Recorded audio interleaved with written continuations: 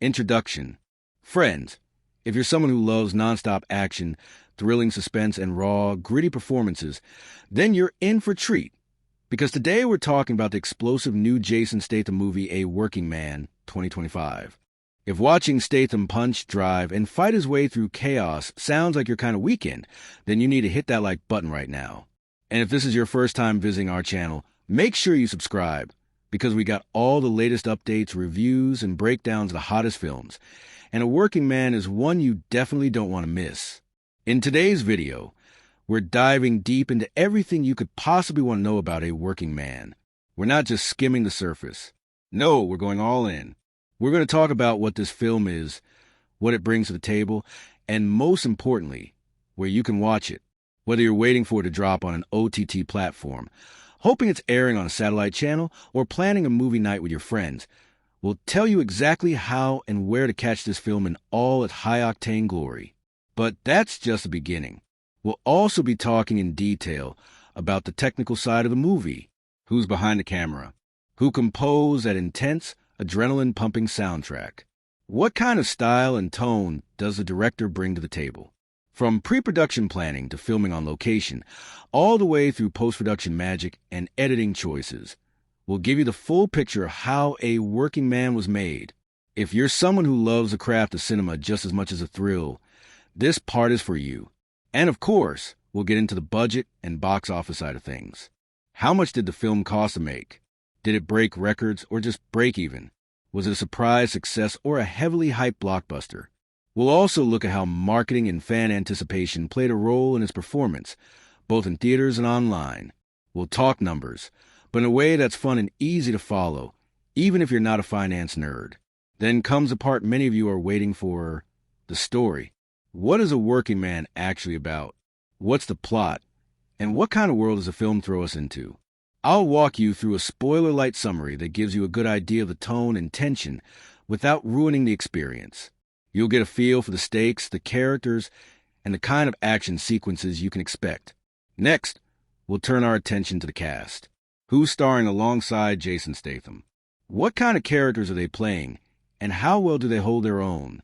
We'll go through performances one by one, highlighting who stood out, who surprised us, and which roles left the strongest impression.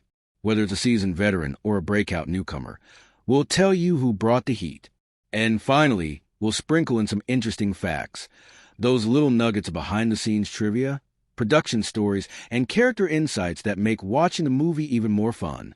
Maybe it's something wild that happened on set, a cameo you didn't catch, or a subtle reference tucked into the background. If it adds flavor to the film, we're covering it. So buckle up, because this video is your ultimate guide to A Working Man. From where to watch, to who made it, to why it's worth your time, we're packing it all into one action-loaded breakdown. Stick around till the end so you don't miss a single punch, plot twist, or powerhouse performance. Let's get started. A Working Man doesn't just tell a story. It drags you into it one steel-toed boot at a time. The film kicks off in a deceptively quiet setting, the industrial outskirts of a crumbling city, where gray skies hang low over a working-class neighborhood. This is where we meet Jack Carter, a man who looks like he's been trying to disappear for years, and nearly succeeded. Played by Jason Statham in peak silent storm mode, Jack is introduced not with a big action sequence, but with routine. He wakes up in a bare apartment, fixes a silent breakfast, walks through empty streets, and punches in at a factory that feels more like a graveyard than a workplace. The early scenes drip with tension because you know, something asterisk is coming. And it does. Slowly, smartly. The first half hour of the film is a study in build-up. You meet the characters who orbit Jack's life.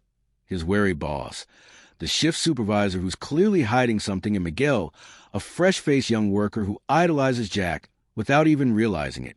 Miguel's presence brings a flicker of warmth into Jack's otherwise frozen world. But that warmth comes with danger, because Miguel is curious, and curiosity gets people hurt.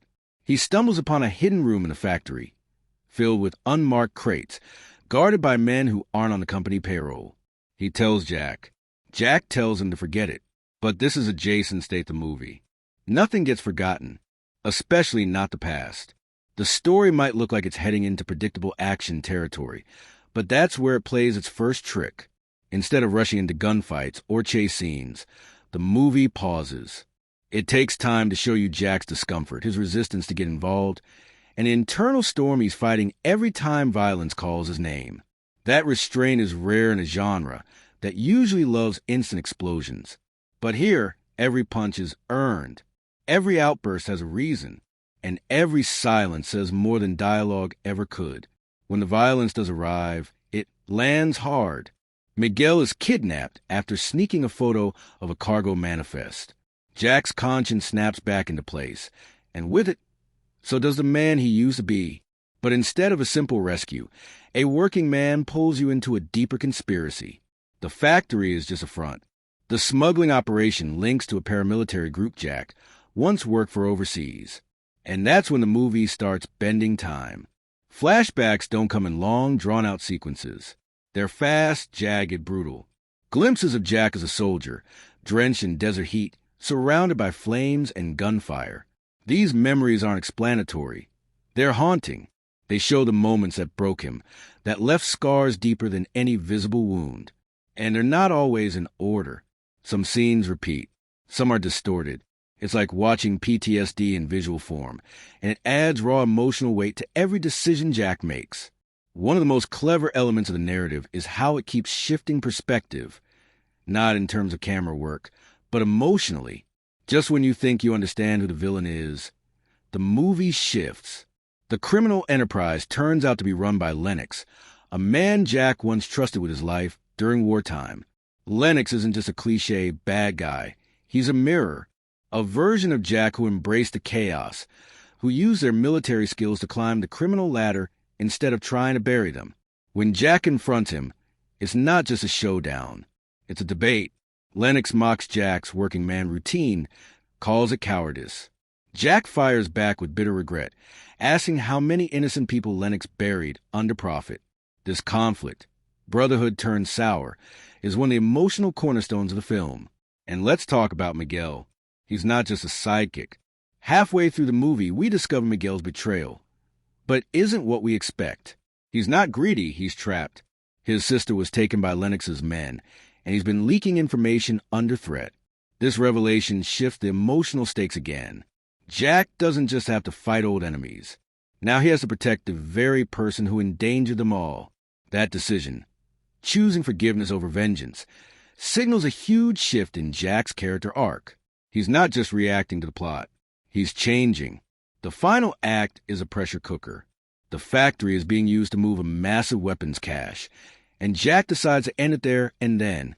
What follows is a relentless nighttime sequence filled with sharp choreography, high stakes, and an eerie sense of finality. It's not about flashy moves. Every strike, every fall, feels painful. The environment becomes part of the action: metal hooks, conveyor belts, power tools, all used in brutal, improvised ways. The cinematography here shifts again, more handheld, less polished, more intimate. You feel like you're inside the fight, not just watching it. But even in the chaos, the story doesn't lose its emotional thread. In one haunting moment during the fight, Jack finds himself cornered near a welding station, and a bright flash triggers another memory. One where he failed to save a child during a raid overseas.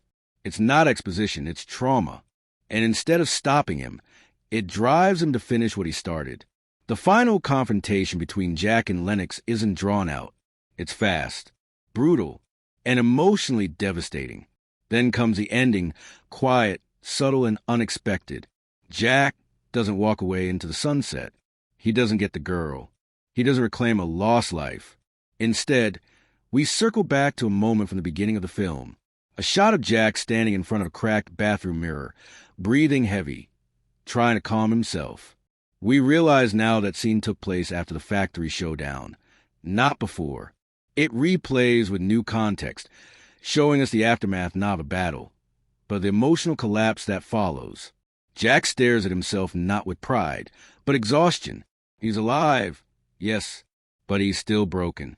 The fight didn't fix that, and it never could. A working man uses a deceptively simple plot to tell a layered, emotionally dense story.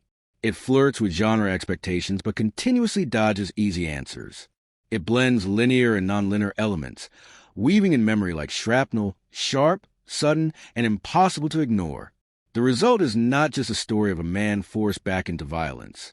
It's a story about whether redemption is even possible for someone who's built from damage. A story where the biggest battle isn't fists or firepower. It's the one happening inside Jack Carter's head. In A Working Man, the characters don't just move the plot forward. They are the plot. This is one of those action flicks where the hero is invincible, the side characters are expendable, and the villain exists purely to be defeated in the final scene. Every character in this film carries emotional weight, inner conflict, and a sense of history that bleeds into every choice they make. They grow, they collapse, they hurt each other, and through it all, they change, sometimes for the better, sometimes not. Character development isn't just a feature of this movie. It's the engine driving the entire story. Let's start with Jack Carter. Jason Statham builds his character from silence, not swagger. He doesn't rely on quips, catchphrases, or dramatic monologues. His transformation is written in his eyes, in the stiffness of his walk, in the way his hands tremble just a little too long after a moment of violence. Jack is a former mercenary, but you wouldn't guess it right away. The film smartly avoids any macho introductions. We don't see him in combat. We see him alone, quiet, tired, living a life that's smaller than he is, waking up in a dark apartment, blending in with the noise of the factory, eating his lunch in silence while others laugh nearby. He's not ashamed of who he used to be, but he's afraid of becoming him again. What's powerful about Jack's arc is how reluctant it is. He doesn't want to change. He doesn't want to get involved. His growth is forced, dragged out of him, step by painful step, and that makes every moment of development feel earned. The film doesn't rush to make him a hero. It shows him resisting it. When Miguel shows up asking questions about the smuggling ring, Jack tells him to keep his head down. When trouble starts, Jack tries to walk away. But when Miguel is taken, something snaps.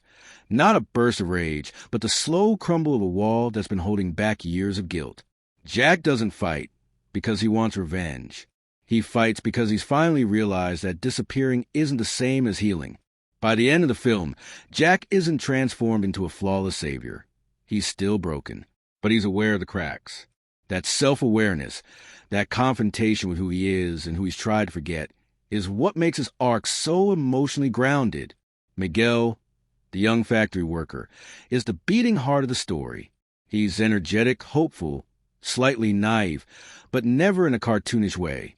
He looks up to Jack at first, but what begins as admiration quickly evolves into something more complex. Miguel is smart, too smart for his environment. He's got dreams, a sister he's tried to protect, and just enough curiosity to stumble into something dangerous. The beauty of his character arc is how quickly he grows, not because he wants to, but because he's forced to. When we discover that he's working with the smugglers to protect his sister, it repositions him completely. Not as a pawn, but as someone facing a moral maze with no good exits. You see the fear behind his eyes, the frustration of being young and out of control, the weight of responsibility resting on someone who shouldn't have to carry it. And his relationship with Jack becomes one of the film's most emotionally resonant threads. Jack sees himself in Miguel, but not in a flattering way. Miguel reminds him of the person he might have been, before the war, before the missions, before the regret. Jack starts by keeping his distance. But as Miguel crumbles under the pressure, Jack begins to care, not as a protector or a mentor, but as someone who wants to stop the cycle of damage. By the end, Miguel is no longer looking to Jack for direction. He's making decisions on his own, tough ones, sacrificial ones. He grows from a bystander into a survivor, and his arc adds a sense of future to the film, something Jack himself no longer believes he deserves. Now Lennox, the villain, but even calling him that feels too simple. Lennox is more than an antagonist. He's Jack's doppelganger, a man who took the same violent training and made an empire out of it.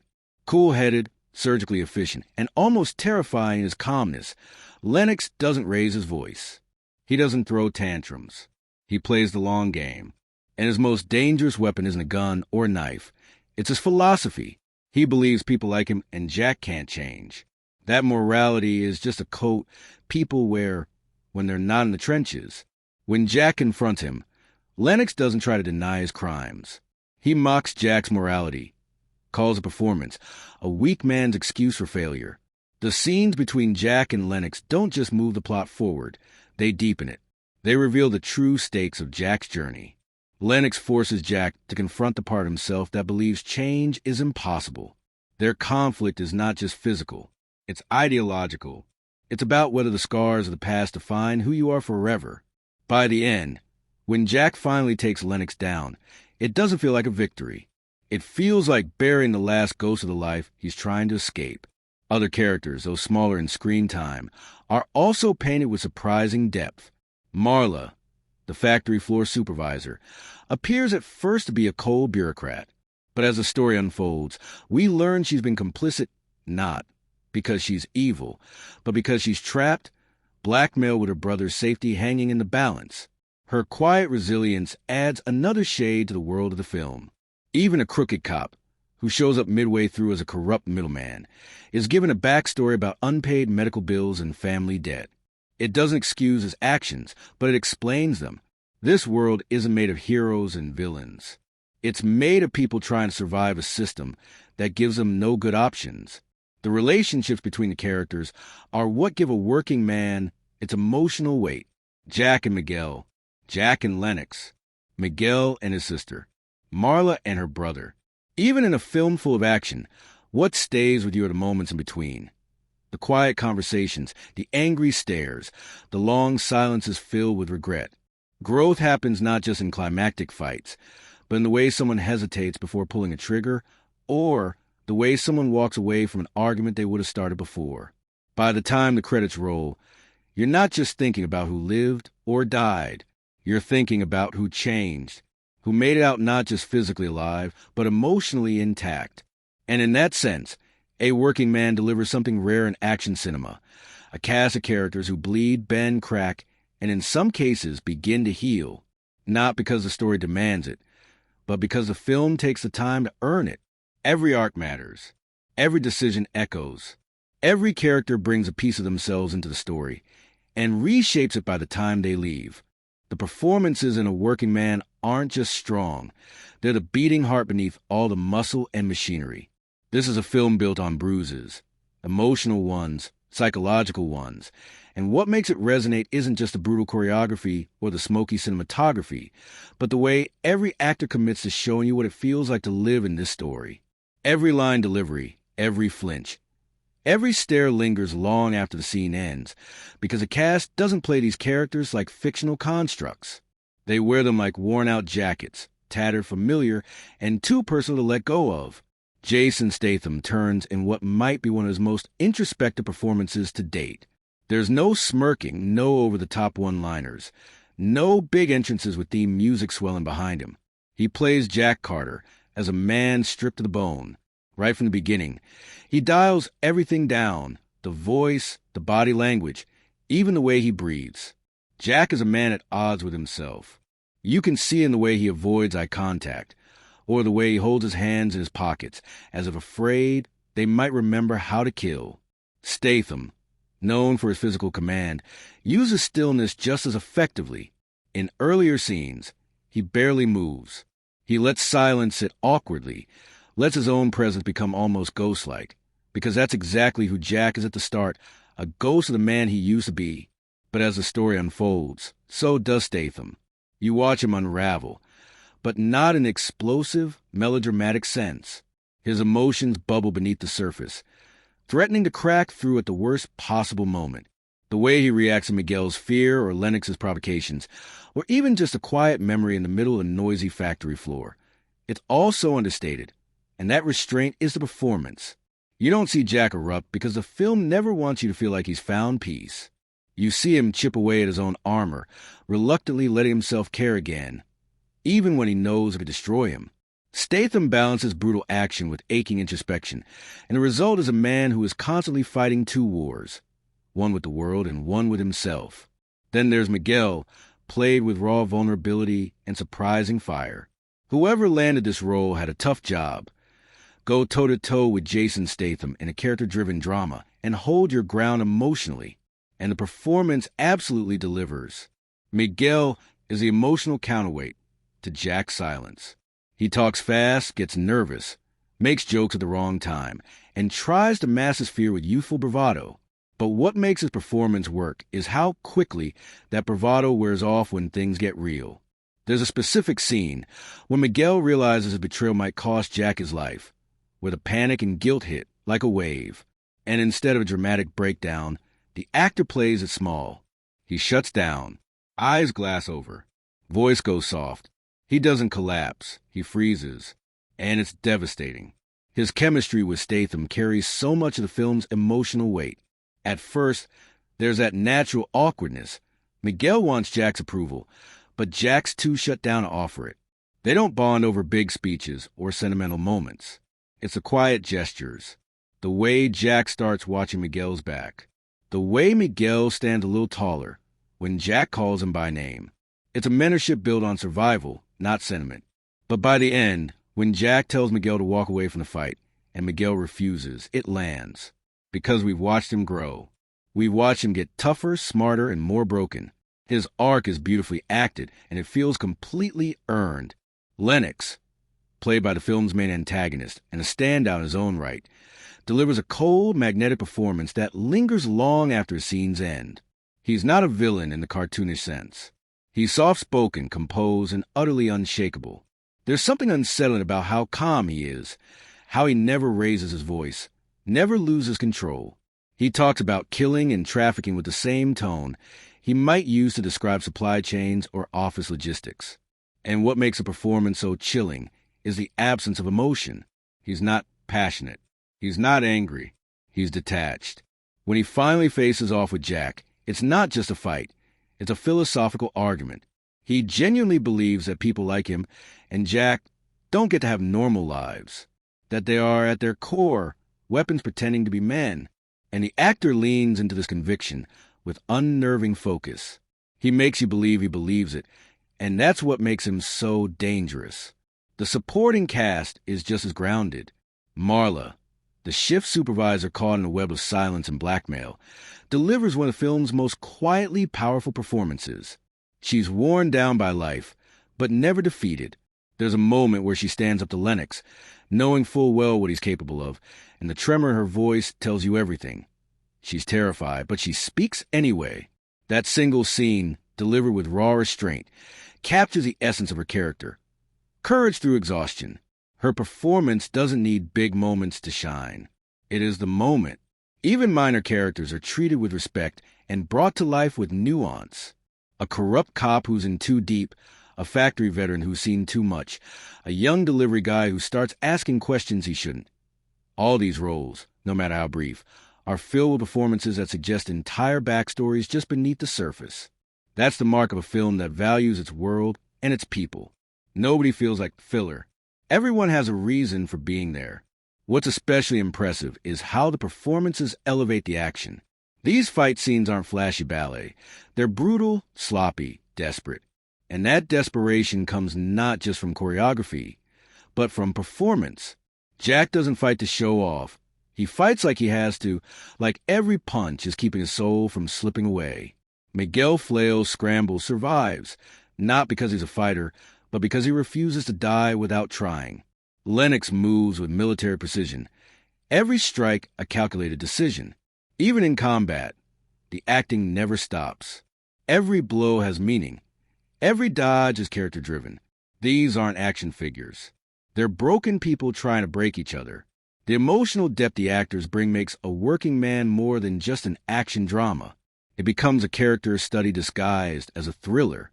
And it works because the cast never winks at the audience, never asks for sympathy, never overplays their hands. They show you pain without asking you to feel sorry. They show you strength without turning it into spectacle. Every character breathes, bleeds, hesitates, and regrets. And in those moments, the story becomes not just believable, but unforgettable. The cinematography in A Working Man is a brilliant exercise in restraint and subtlety, demonstrating how the camera can be a storyteller in its own right, shaping mood, character, and theme without shouting for attention. It's not about flashy visuals or over-the-top set pieces. Instead, it's a quiet, insistent presence that draws you into the film's dark, oppressive world and refuses to let go. From the opening scenes to final frame, every decision about camera angles, lighting, and framing feels like it's been made with surgical precision, weaving a rich visual tapestry that enhances a narrative in ways words never could. Right from the start, the cinematographer sets the tone with a distinctive visual language that complements the film's themes of entrapment, weariness, and moral ambiguity. Jack Carter, played by Jason Statham, is often framed in tight, confining spaces, hallways that close in like jaws, corners shadowed and unwelcoming, doorways that seem to trap him rather than offer escape. These choices aren't accidental. They visually underscore Jack's psychological state, his sense of being trapped by his past, the life he can't quite leave behind.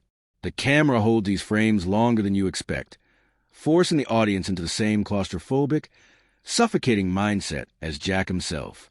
It's a powerful, immersive way to use framing that transforms the environment into a mirror of the character's internal struggle.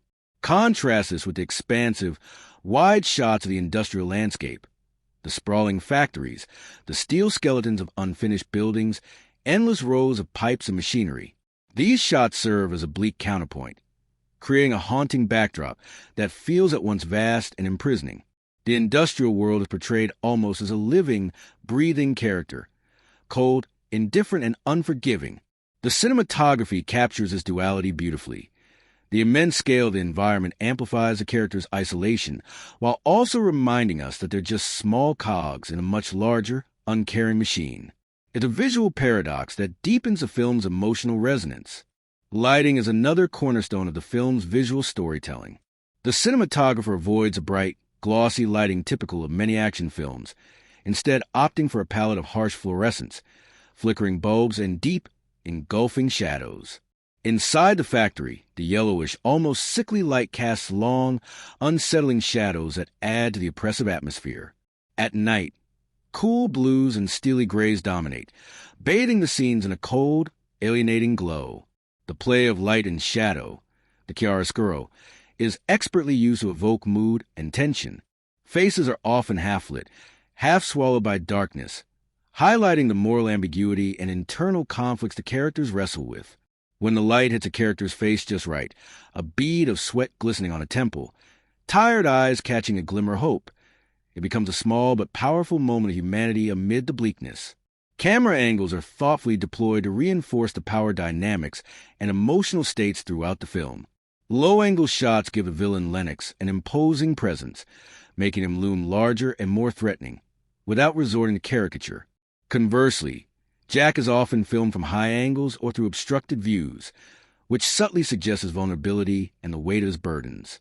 These shifts in perspective keep the audience emotionally engaged and aligned with the character's fluctuating fortunes.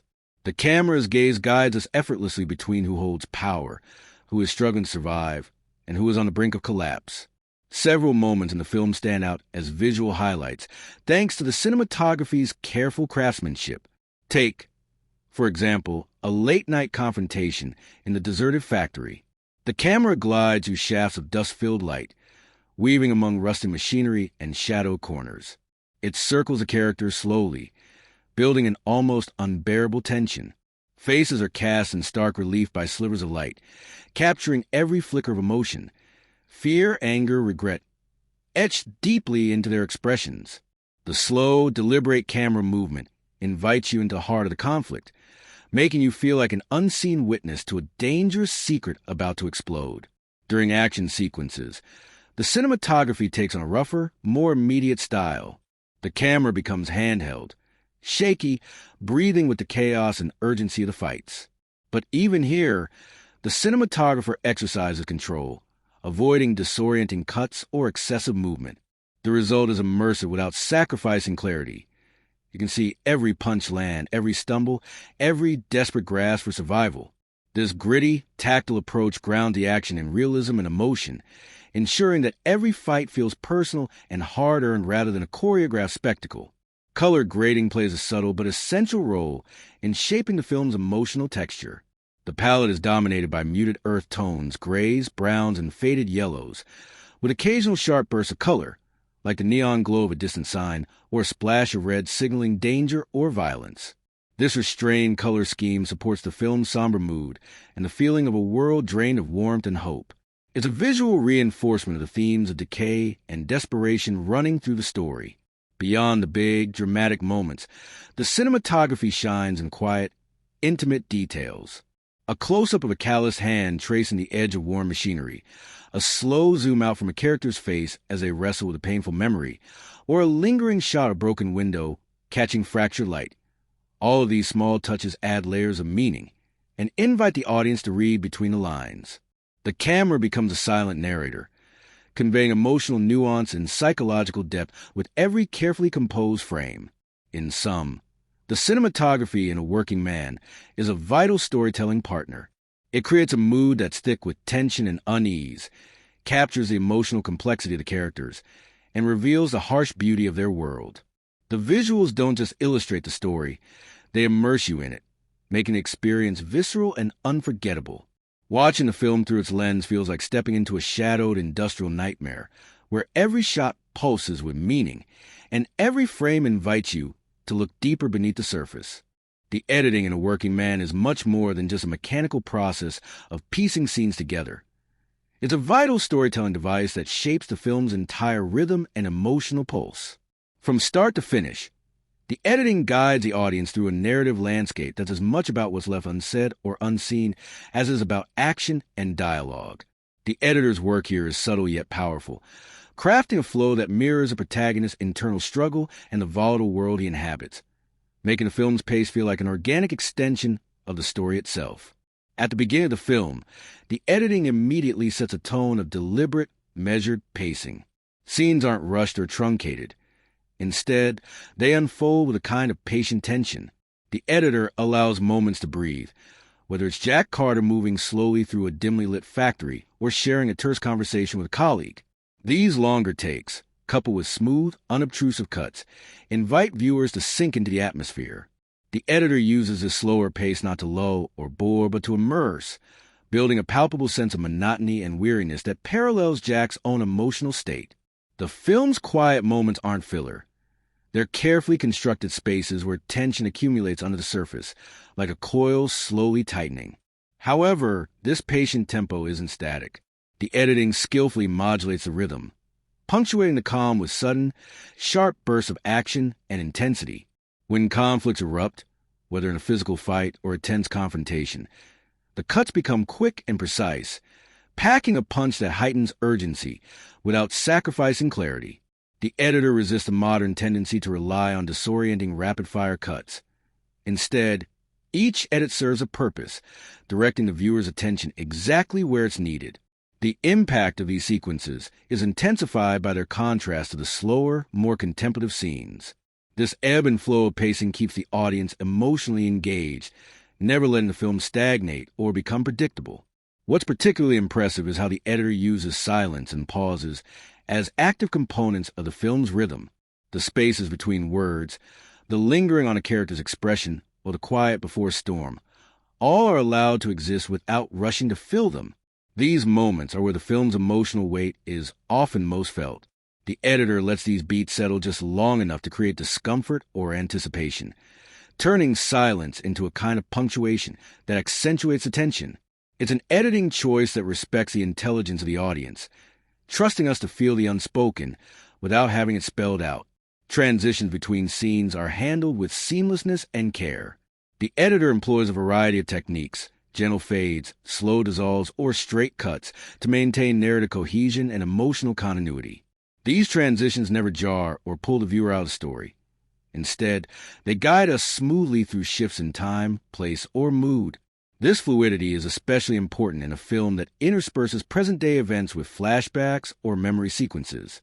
The editing ensures that these temporal jumps enhance the narrative rather than confuse it, weaving past and present together in a way that deepens character development and thematic resonance. The pacing also shines in how it balances the multiple narrative threads. As Jack's journey unfolds alongside the arcs of characters like Miguel, Marla, and Lennox, the editing gives each storyline enough space to develop without overwhelming the central narrative. This careful pacing adds richness and complexity to the film, allowing relationships and motivations to grow naturally. The rhythm of these interwoven stories ebbs and flows, creating a layered narrative texture that feels authentic and immersive. Another strength of the editing lies in how it builds momentum toward key emotional and action set pieces. The editor gradually increases the tempo as the story approaches pivotal moments, layering quicker cuts and more intense pacing to mirror the rising stakes and emotional turmoil. When tensions explode or secrets are revealed, the editing becomes more kinetic, pulling the viewer into the heart of the chaos. Afterward, the pace deliberately slows down again, offering space for reflection and emotional processing. This cycle of tension and release is masterfully handled, making the film's climaxes feel earned and impactful. Furthermore, the editor's work extends beyond just narrative flow. It enhances character development and thematic depth by choosing when to linger on a close-up, when to cut away, or when to hold a shot longer. The editing shapes how the audience perceives the characters' inner lives. Subtle decisions, like holding on a flicker of doubt in a character's eyes or cutting quickly away from a moment of vulnerability, add layers of meaning and complexity. The rhythm of the film's editing thus becomes a language of emotion in itself. Overall, the editing and pacing of A Working Man create a dynamic and immersive viewing experience that balances patience with intensity. The film doesn't just tell a story. It invites the audience to live through it, to feel the slow grind of despair, the sudden jolts of violence, and the fragile glimmers of hope. The editor's craftsmanship turns the film's rhythm into a character of its own, one that pulls you deeper with every cut and every pause, making a journey through this harsh, gritty world both compelling and unforgettable. The soundtrack and score of A Working Man are a study in how music can serve as both a subtle guide and a powerful emotional force, elevating the film's atmosphere without ever calling attention to itself in an overpowering way. From the very first notes, the music sets a tone that perfectly complements the gritty, somber world of Jack Carter, folding itself seamlessly into the fabric of the film, so that it feels like a natural extension of the environment rather than an added layer. The composer and sound team have crafted a sonic landscape that is as much about what is not played, the silences, the sparse notes, as it is about the melodies and motifs themselves. One of the most striking qualities of the score is its minimalist, restrained approach. Instead of bombarding the audience with a full orchestral sweep or a relentless beat, the music often opts for sparse, haunting textures.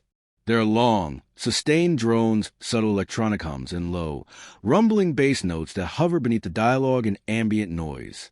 This creates an underlying tension that never lets the audience fully relax, perfectly mirroring Jack's own constant state of unease and the oppressive industrial world he inhabits. The score often merges with the sounds of the factory, the clanking metal, the hiss of steam, the distant clang of machinery, blurring the lines between music and sound design. This melding creates a feeling that the environment itself is alive with menace and melancholy. Recurring musical motifs function as emotional anchors throughout the film. A particular melody, fragile and slightly discordant, threads its way through key moments, sometimes barely perceptible, other times swelling just enough to stir the heart. This motif is tied closely to Jack's internal struggle, appearing during moments of reflection, pain, or impending crisis. The composer's decision to use this theme sparingly increases its emotional power, making a signpost for the audience to pay close attention to what's happening beneath the surface. It's not a grand, sweeping theme, but a quiet whisper of vulnerability that resonates deeply when it returns. Silence and near silence are used as powerful compositional tools alongside the music. The film is unafraid to strip away the score entirely in crucial moments, leaving only the raw ambient sounds, the scrape of a chair, the breath of a character, the distant hum of machinery, to fill the space. These pauses heighten tension and draw focus to the emotional undercurrents in ways that music sometimes can't. The interplay between sound and silence creates a breathing, living audio landscape that pulses with the film's mood, letting the audience feel the weight of each scene without being told how to feel. When the score does come to the fore, it does so with precision and care. During action sequences, the music shifts into sharper, more rhythmic patterns, pulsing beats and sharp staccato notes that match the urgency and brutality of the fights without becoming overwhelming. The editing and sound design work hand in hand with the score to make these scenes visceral and immediate, allowing you to feel every impact and every rush of adrenaline. Yet, even in these moments, the music never overshadows the visuals. It complements rather than competes, enhancing the tension rather than dictating it. Quieter, introspective moments are often accompanied by delicate, sparse instrumentation, soft piano notes, sustained strings, or a distant, mournful synth. These passages evoke loneliness, regret, and the fragile hope that flickers beneath the film's tough exterior. The composer uses these lighter touches to give the audience a window into Jack's inner world, conveying emotion without words. This dynamic range in the score, from the sparse to the intense, ensures that the music adapts fluidly to the story's emotional landscape. The soundtrack also incorporates subtle industrial and electronic elements that ground the music firmly in the film setting. Metallic clangs, distorted synth textures, and mechanical rhythms echo the cold, harsh environment of the factories and city streets. These sounds don't just add atmosphere. They reinforce the film's themes of dehumanization, struggle, and resilience. The fusion of traditional instruments with electronic and industrial sounds creates a layered, modern score that feels both timeless and of the moment. Another fascinating aspect of the score is how it mirrors the character arcs. As Jack transitions from quiet resignation to urgent action, the music gradually shifts from minimal, haunting tones to more layered and discordant compositions, reflecting his growing desperation and inner turmoil. Similarly, the supporting characters have their own subtle musical cues, nuanced changes in instrumentation or melody that hint at their motivations and emotional states. These musical details add depth to the storytelling, allowing the audience to sense undercurrents that might not be explicitly shown on screen. Sound design is closely intertwined with the score, and the two work together to create an immersive auditory experience. Ambient noises, the hiss of steam, footsteps echoing in empty corridors, the distant rumble of traffic, are mixed thoughtfully with the music to enhance realism and atmosphere. The ebb and flow between music and environmental sound grounds the film, making the world feel tangible and lived in. This careful balance keeps the viewer anchored in the story's emotional reality. In sum, the soundtrack and score of A Working Man serve as an emotional heartbeat that subtly guides the audience through the film's complex terrain.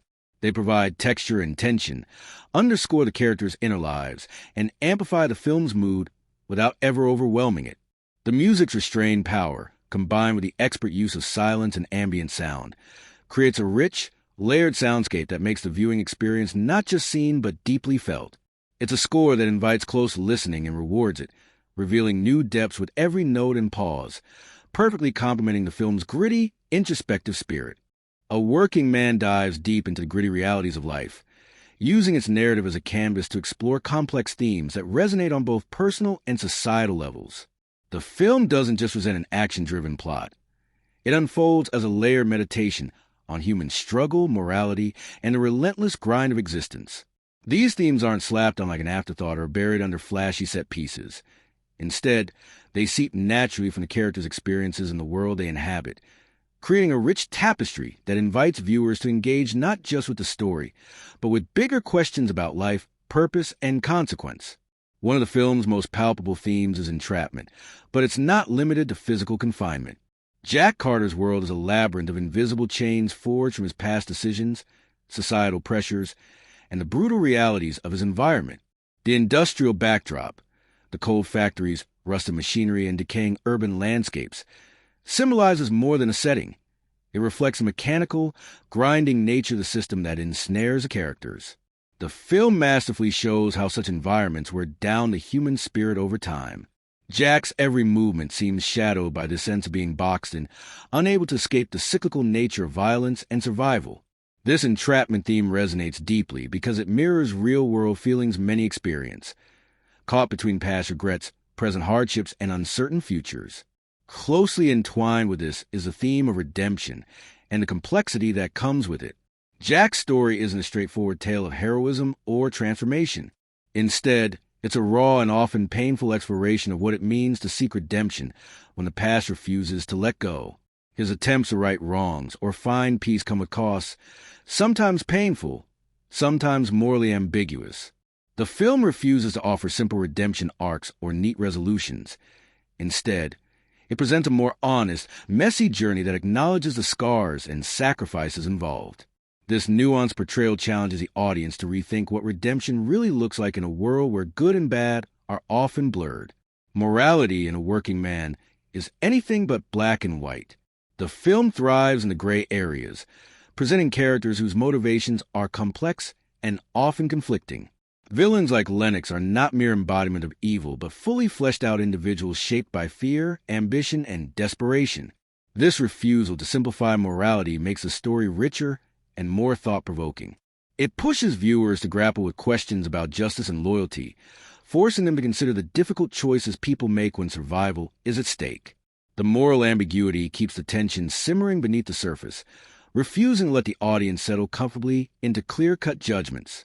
Another compelling theme is a tension between humanity and dehumanization, especially in the industrial and socio-economic context that dominates the film.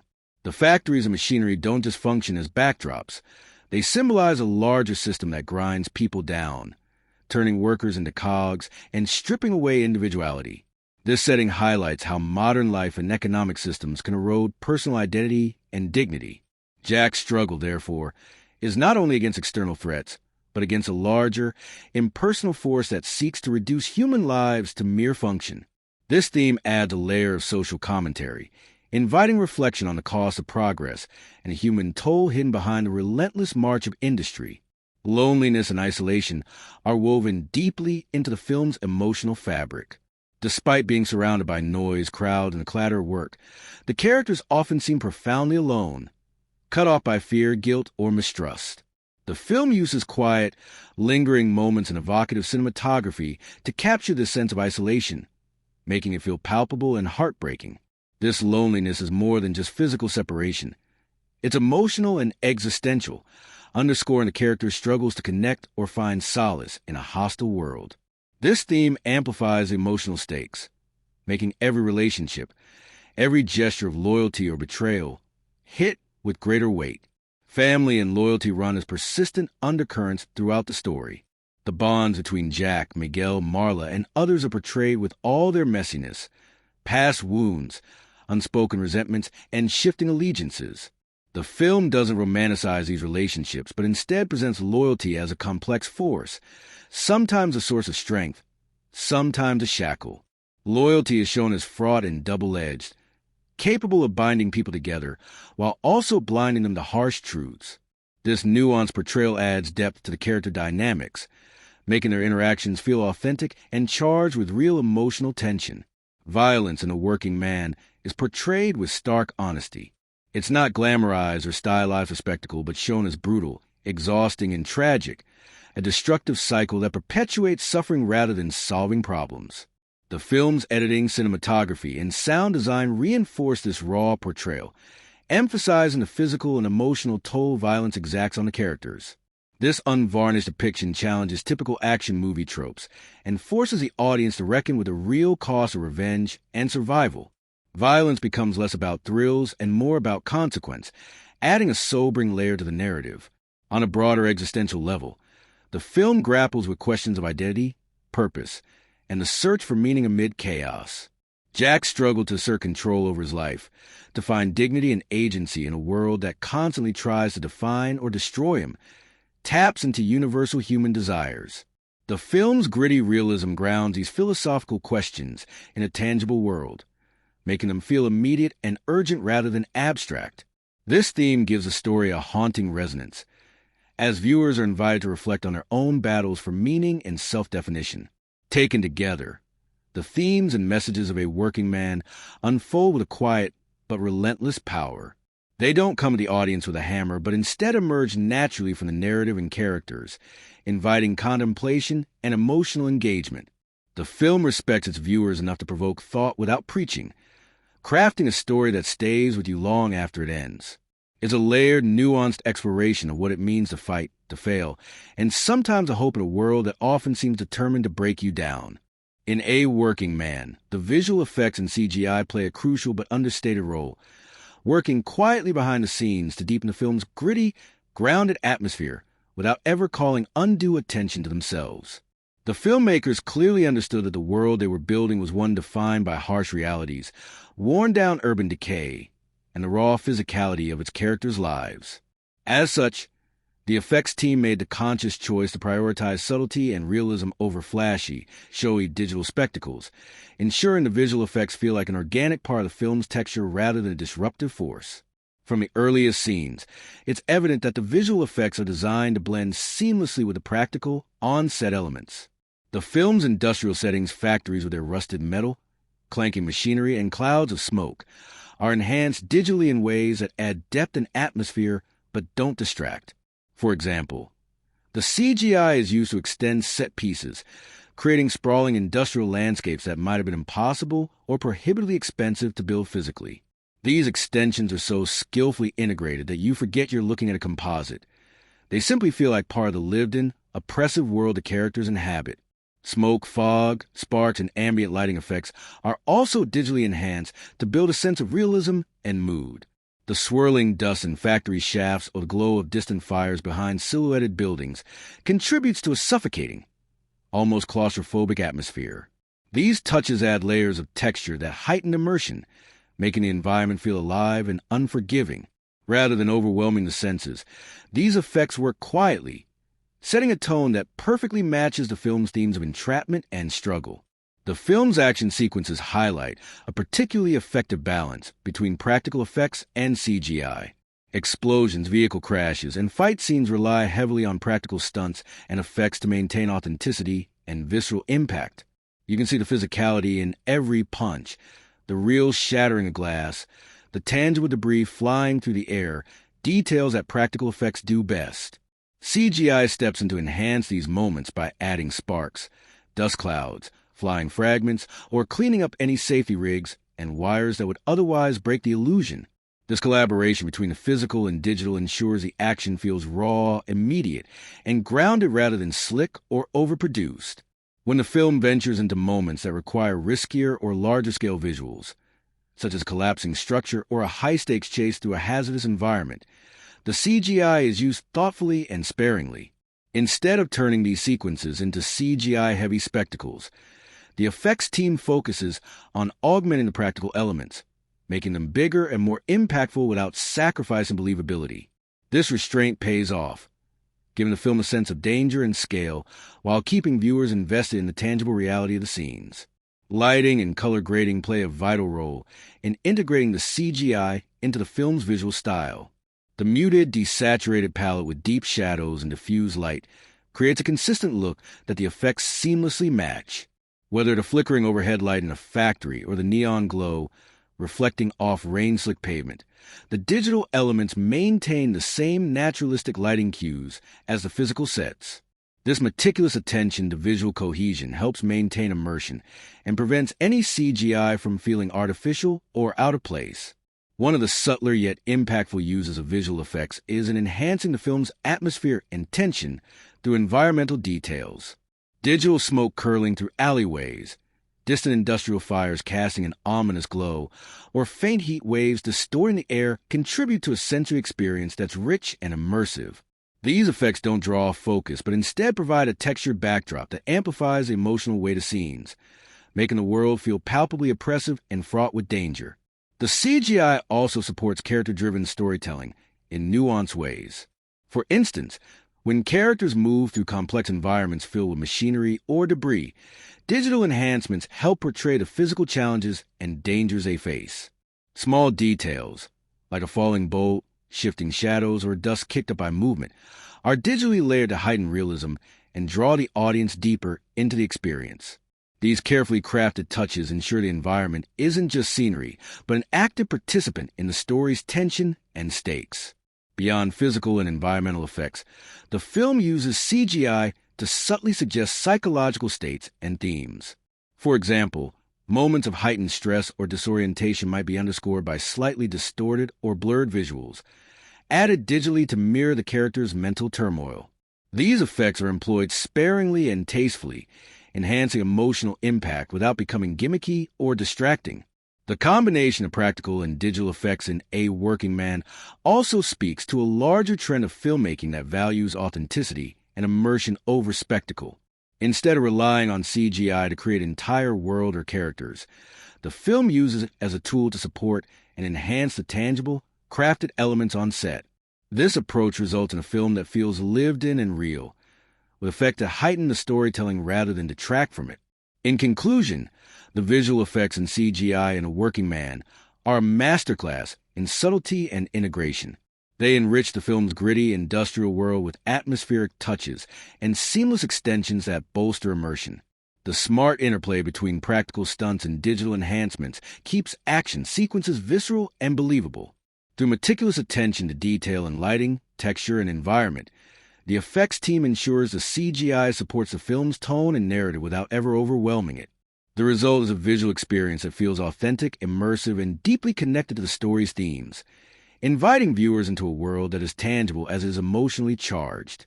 The set design and locations in A Working Man are nothing short of a masterclass in world building, crafting an immersive environment that feels authentic down to the smallest detail.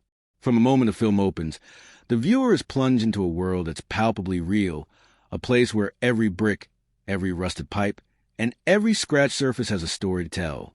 The production design doesn't just serve as a backdrop for the action. It becomes an integral part of the narrative, enriching the storytelling by embodying the themes of struggle, decay, and endurance that run through the film.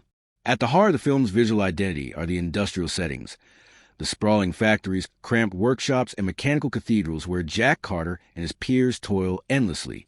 These locations aren't shiny or sanitized. They're gritty, grimy, and full of texture. The set designers and location scouts clearly sought out spaces that would convey a sense of wear and tear, history, and relentless labor. Peeling paint, corroded metal beams, grease-streaked floors, and flickering fluorescent lights all contribute to a sensory experience that grounds the film's harsh realities. These environments are claustrophobic yet sprawling, a paradox that mirrors the characters' feelings of being trapped yet constantly in motion.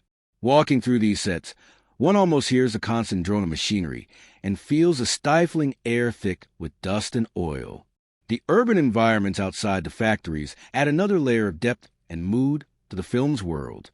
The neighborhoods are portrayed with weathered, lived-in quality, cracked sidewalks, graffiti-tagged walls, shuttered storefronts, and dimly lit alleyways that seem to breathe with secrets and danger. These locations evoke a city on the edge, where economic hardship and decay loom large but where life stubbornly persists. The use of natural elements, rain slicking the streets, fog creeping through alleyways, the occasional flicker of neon, creates a palette that is visually muted but rich in atmosphere. This choice avoids stylization in favor of realism, immersing the viewer in a world that feels as bleak as it does tangible. Props are meticulously curated to enhance character and setting without ever feeling extraneous.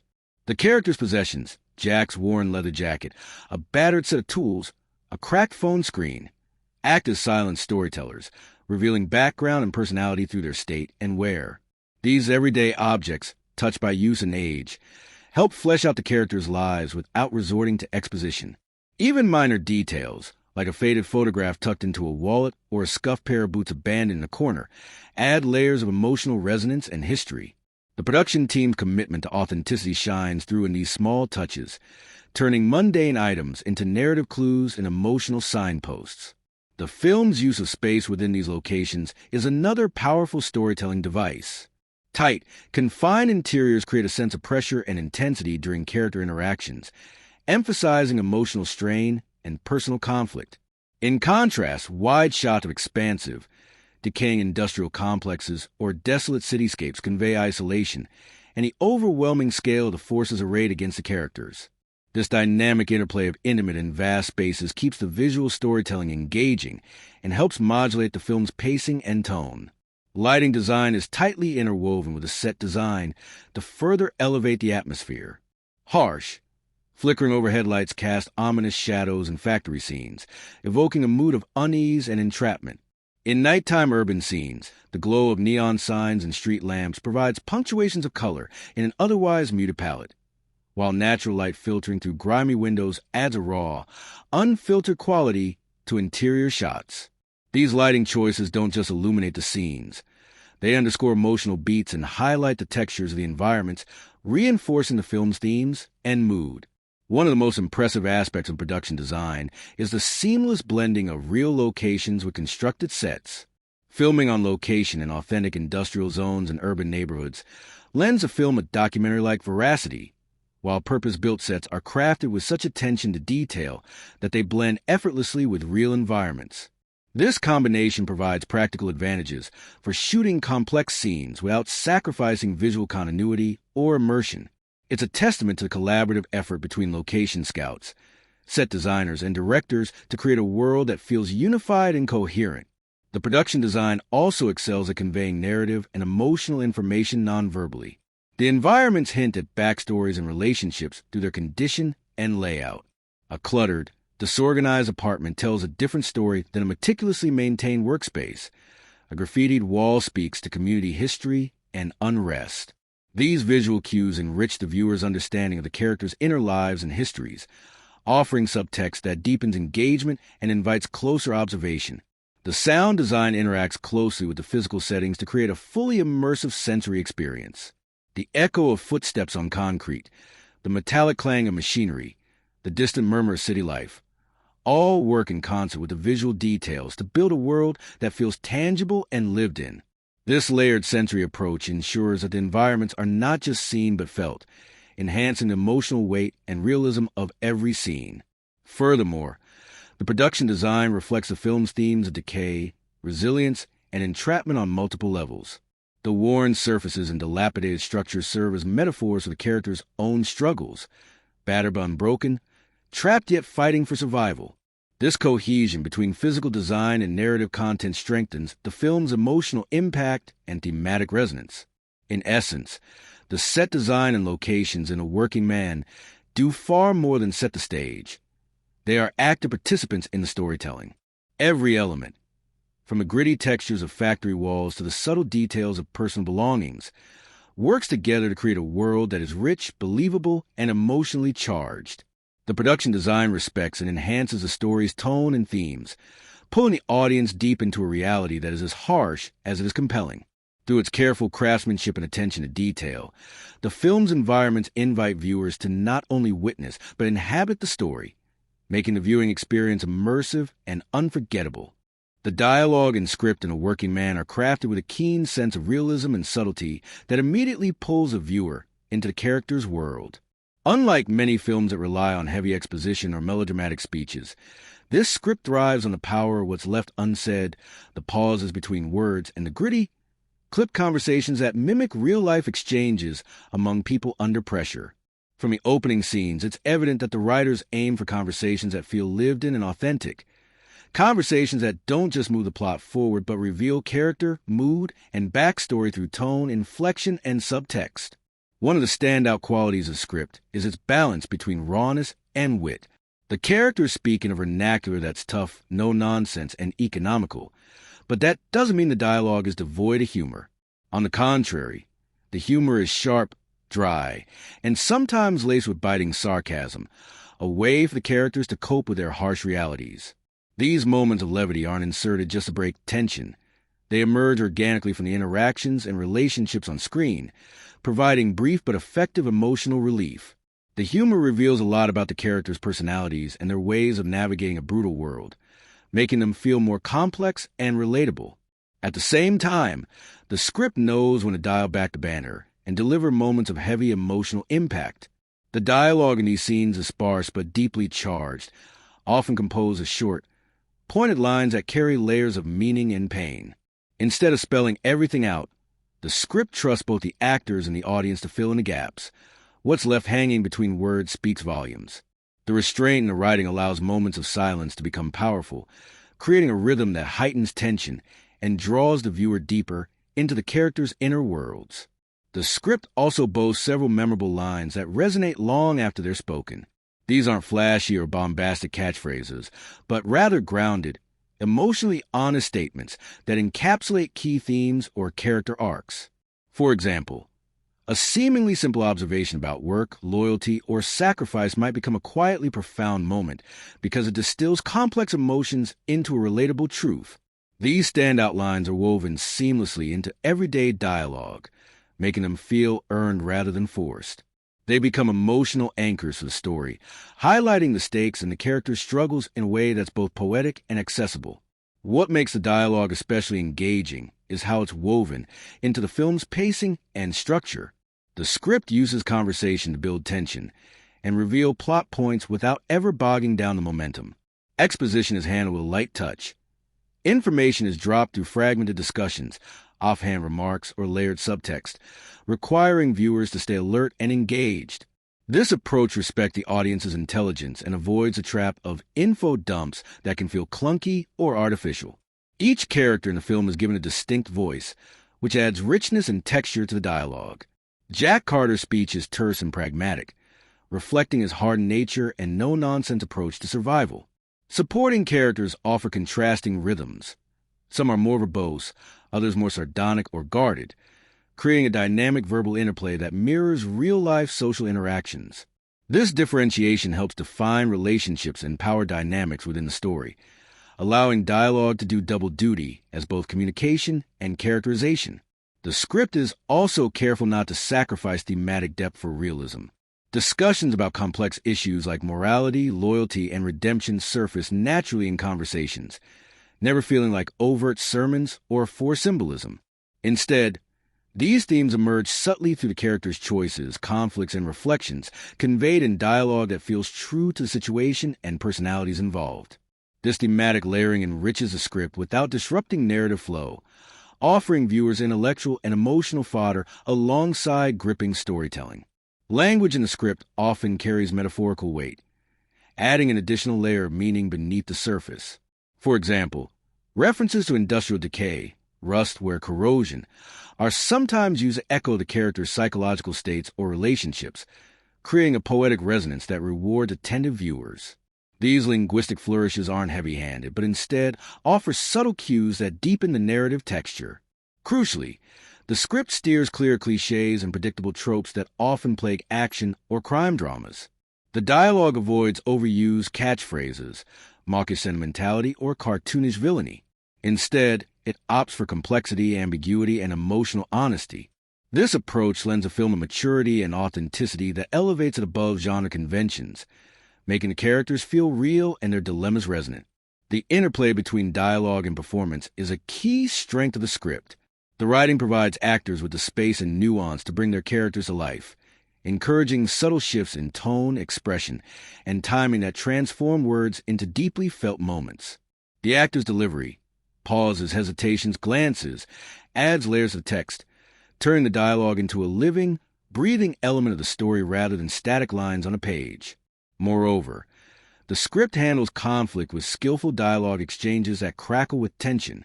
Whether it's a terse confrontation or a fraught negotiation, the dialogue pulses with energy that reflects the stakes and personalities involved. These charged verbal moments are balanced with quieter, more introspective conversations, creating a varied emotional landscape that keeps viewers engaged on multiple levels. The film also uses silence and minimalism in dialogue strategically. Sometimes the absence of words speaks louder than any line, and the script's pacing allows for these quiet beats to resonate. These moments often follow or precede intense exchanges, serving as emotional punctuation marks that invite reflection and build atmosphere.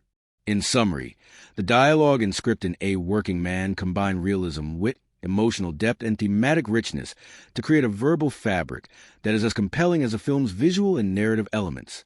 The writing respects its characters and audience, crafting conversations that feel authentic and purposeful while also delivering memorable lines and subtle thematic insights. The result is a screenplay that not only drives the story forward but enriches it, offering a layered, textured, and emotionally resonant experience that stays with the viewer long after the credits roll. A Working Man dives headfirst into the gritty action drama genre, but it's far from just ticking boxes or replaying familiar beats.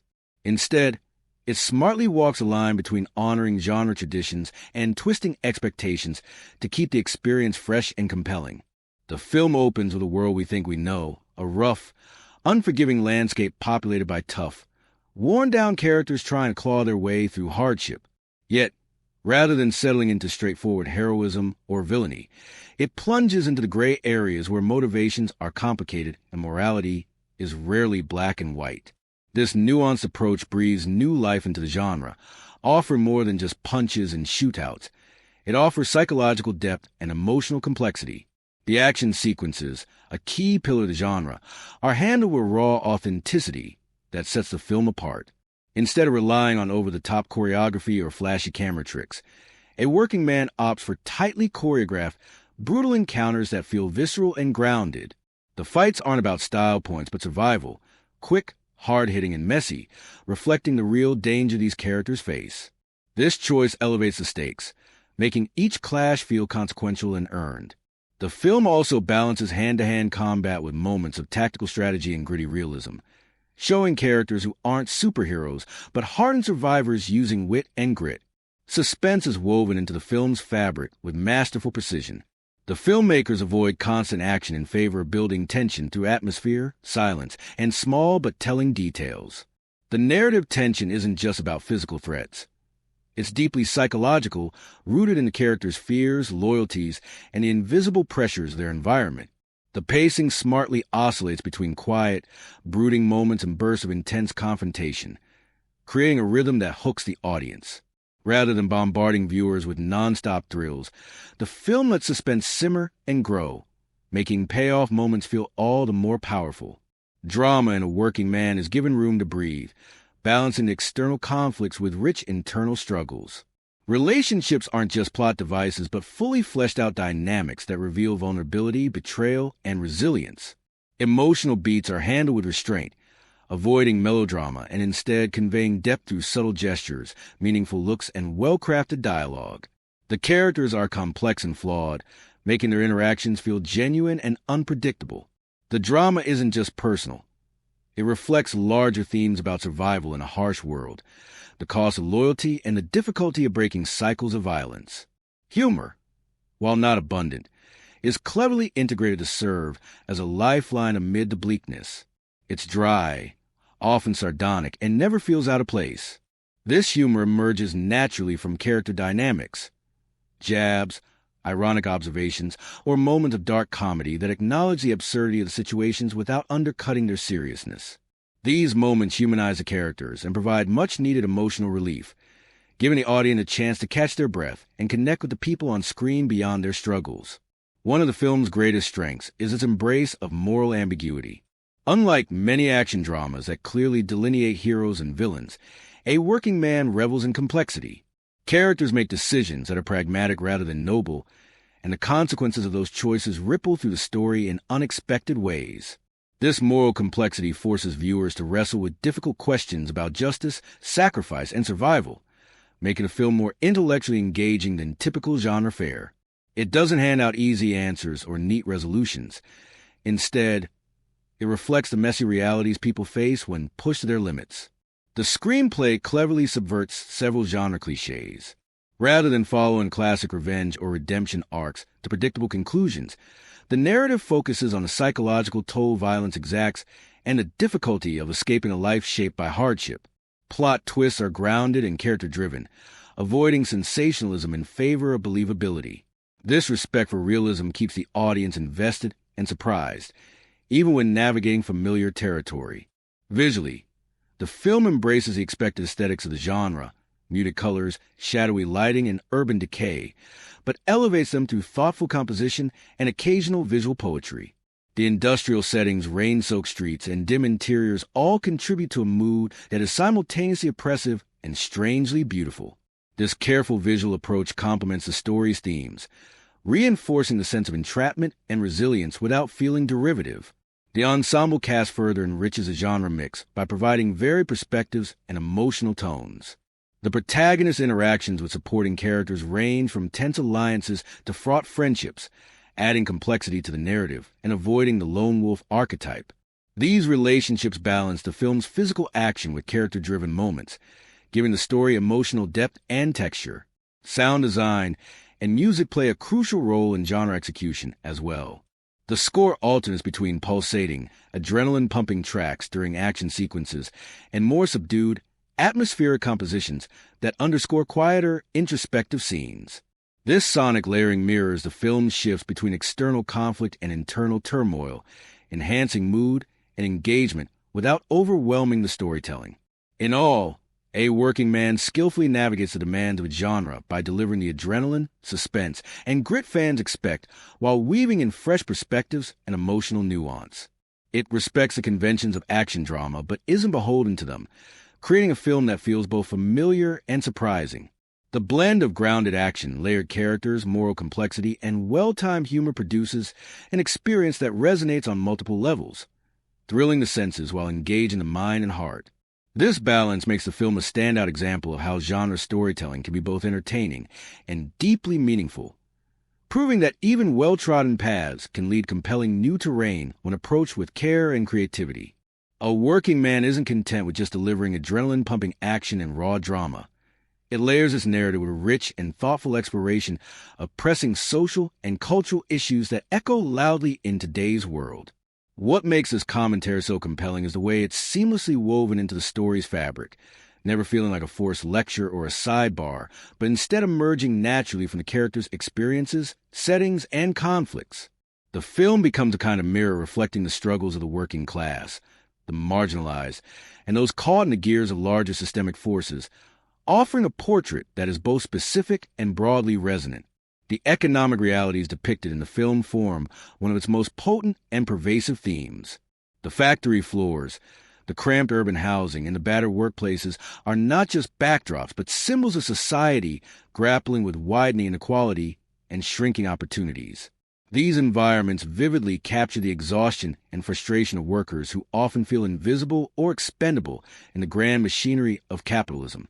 The film doesn't shy away from showing the physical toll of labor, the weariness etched into faces, the aches from long shifts, the mental strain of barely scraping by. This unflinching realism grounds a social commentary in the tangible, daily hardships millions face, making it impossible to ignore.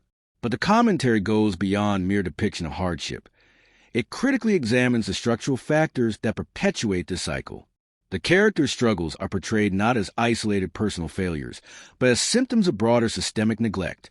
Whether it's a lack of safety nets, the indifference of corporate powers, or the failures of political institutions, A Working Man highlights how these forces conspire to keep people trapped. This critique is subtle yet sharp, never delivered as a didactic monologue, but instead shown to the characters' interactions with their world, their limited choices, and the obstacles they encounter. The film asks the audience to consider how societal structures shape individual fates, inviting reflection without moralizing. Mental health is another crucial strand of the film's cultural commentary. The emotional scars carried by the characters, manifested in anxiety, PTSD, despair, or numbing routine, are portrayed with sensitivity and nuance. The film acknowledges that the psychological toll of hard labor and constant stress is often overlooked or stigmatized. Scenes depicting quiet moments of vulnerability, breakdowns, or attempts to mask pain reveal the deep humanity beneath the tough exteriors. This attention to mental health enriches the narrative, making the characters' struggles more relatable and their resilience more profound. It also opens a window onto a larger cultural conversation about the need for empathy, support, and destigmatization. Racial and social identity themes thread through the story with a deft touch. The diverse makeup of the cast reflects a realistic urban tapestry where race, class, and culture intersect in complex ways. The film does not shy away from exploring how these identities affect the characters' experiences of power, discrimination, and solidarity. Through nuanced dialogue and interpersonal dynamics, it reveals the subtle tensions and alliances that shape daily life in a multicultural working-class environment. These moments feel natural and unforced, providing a textured, layered portrayal of community and difference rather than simplistic or tokenistic representations. The film also critiques traditional notions of masculinity and strength. The men in A Working Man grapple with societal expectations to be stoic, tough, and self-reliant, often to their own detriment. The story exposes the damaging effects of toxic masculinity, emotional repression, violence, isolation, while simultaneously offering glimpses of alternative masculinity marked by vulnerability, connection, and integrity. This exploration aligns with ongoing cultural dialogues around gender roles, inviting viewers to rethink what it means to be strong in a world that often equates strength with hardness. Surveillance and control subtly underscore the film's atmosphere, hinting at a world where privacy is compromised and individuals are constantly watched or monitored. This theme reflects broader contemporary anxieties about technology, authority, and autonomy, whether through glimpses of cameras, mentions of corporate oversight, or the omnipresent eyes of institutional powers. A Working Man integrates these concerns into its narrative tension. It raises questions about personal freedom and resistance in a world where systems seek to control or exploit, deepening the film's socio-political resonance. The integration of these social and cultural themes never disrupts the story's momentum. Instead, they infuse the narrative with weight and urgency, enriching character motivations and conflicts. The economic hardship, identity struggles, mental health challenges, and critiques of power structures all inform the characters' decisions and relationships, making the film's world feel lived in and coherent. Dialogue reflects these realities, with characters expressing frustration, hope, fear, and solidarity in ways that ring true and deepen immersion. Importantly, the film handles sensitive topics with care and complexity. It resists simplifying pain into cliché or spectacle, instead portraying it with dignity and respect. The characters are not mere symbols or vehicles for social critique, but fully realized individuals with agency, flaws, and humanity. This approach fosters empathy, inviting viewers to connect with their stories on an emotional level while contemplating broader societal issues. The title itself, A Working Man, encapsulates much of the film's social commentary. It's meditation on identities shaped by labor, the pride, exhaustion, invisibility, and worth tied to being a worker in a challenging economic landscape. The film probes what it means to exist as a working man in the 21st century, capturing the tension between survival and selfhood, duty and desire, endurance and change. In essence, A Working Man offers a layered and insightful commentary on contemporary social and cultural realities. It paints a vivid picture of a world marked by economic struggle, social complexity, and human resilience. The film invites audiences to see beyond surface action and drama, engaging with urgent issues through a story that is both specific and universal. Its success lies in making these themes feel alive and integral to the narrative, turning what could have been background noise into the very heart of the film's emotional and intellectual impact. A Working Man doesn't just want you to watch. It wants you to feel, to live through the grit, tension, and humanity of its world. From the opening moments, the film hooks you emotionally, creating an immersive experience where your heart races, your breath catches, and sometimes your eyes well up. It's a masterclass in emotional engagement that balances immediacy with depth, pulling viewers into a spectrum of feelings that range from dark humor to raw heartbreak, from nail-biting suspense to quiet moments of introspection. The film's ability to spark laughter is particularly impressive because it doesn't rely on slapstick or obvious comedic beats. Instead, it thrives on subtlety, witty one-liners, ironic observations, and moments of sardonic banter that break through the film's otherwise heavy atmosphere. These laughs feel like brief, precious breaths of relief in a story that often feels suffocatingly intense. The humor is also deeply character-driven. It reveals personalities, relationships, and coping mechanisms, making the characters more relatable and three-dimensional. When a tough character cracks a dry joke in the middle of chaos, it's not just funny. It's a humanizing moment that reminds you these aren't invincible heroes, but real people navigating a brutal world. But A Working Man doesn't just stop at humor. It dives headfirst into emotional territory that can hit hard. The film's quieter scenes, where characters confront loss, betrayal, or personal demons, are imbued with raw honesty that invites empathy rather than pity. These moments are carefully crafted. The script avoids cliches and melodrama, instead opting for nuanced portrayals of pain and resilience. Tears don't come because the film is trying to manipulate you, but because the characters' struggles feel authentic and deeply felt. Watching these vulnerable scenes, the audience is pulled into the emotional gravity of the story, creating a bond that makes every victory sweeter and every setback more poignant. Excitement pulses through the film's many action and suspense sequences, but the adrenaline rush is far from superficial. The stakes are personal and immediate, which makes each chase, fight, or confrontation not just thrilling but meaningful. The film's pacing plays a huge role here. Just when the tension seems to peak, it pulls back to allow for character development and emotional breathing room. This ebb and flow keep the audience engaged without overwhelming them, maintaining a rhythm that mirrors real human experience. intense moments punctuated by reflection. The balance ensures that when the action explodes, it lands with maximum emotional impact rather than feeling like an isolated spectacle. Shock and surprise are also woven skillfully into the film's fabric.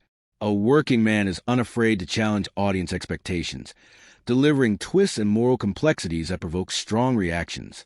Characters make choices that aren't always heroic or easy to understand, pushing viewers to reconsider their assumptions and engage more deeply with the narrative. These surprises don't feel cheap or contrived. They're grounded in the story's internal logic and character motivations. This willingness to embrace unpredictability keeps the audience emotionally invested, heightening tension and deepening the overall experience. The film's emotional resonance goes beyond immediate reactions.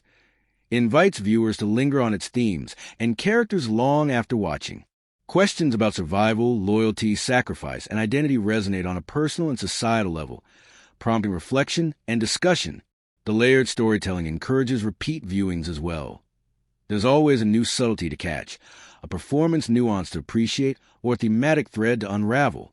This depth ensures that A Working Man isn't just a one-time thrill, but a film that rewards ongoing engagement. Characters play a pivotal role in audience engagement.